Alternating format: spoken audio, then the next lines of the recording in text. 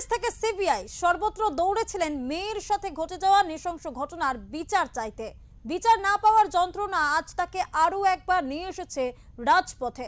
পানিহাটি বিধানসভার বিজেপির প্রার্থী অভয়ার মা রত্না দেবনাথ। এবার রত্না দেবনাথের মনোনয়নে উপস্থিত থাকতে দেখা গেল বিজেপির কেন্দ্রীয় নেতৃত্ব স্মৃতি ইরানিকে। এর আগেও একাধিকবার অভয়ার ঘটনা নিয়ে বাংলার সরকারকে নিশানা করে বক্তব্য রেখেছেন স্মৃতি ইরানি।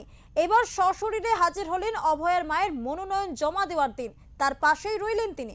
এ বিষয়ে রত্না দেবনাথ জানান, স্মৃতি ইরানি এই দিন উপস্থিত ছিলেন, পাশাপাশি আরো বেশ কয়েকজন মানুষের নাম উল্লেখ করে তাদের উপস্থিতির জন্য ধন্যবাদ জানান তিনি। স্মৃতি ইরানি মহাশয়া উপস্থিত হয়েছেন প্রাক্তন ত্রিপুরার মুখ্যমন্ত্রী বিপ্লব দেব মহাশয়। স্মৃতি ইরানি এসেছিলেন, কি বলবেন? আপনার সাথেই ছিলেন। হ্যাঁ, কত অক্সিজেন পেয়েছে? বাড়তি অক্সিজেন। বিপ্লব দা ছিলেন, আমার সঙ্গে ডক্টর রজত শুক্ল বন্দ্যোপাধ্যায় ছিলেন, সবাই ছিলেন।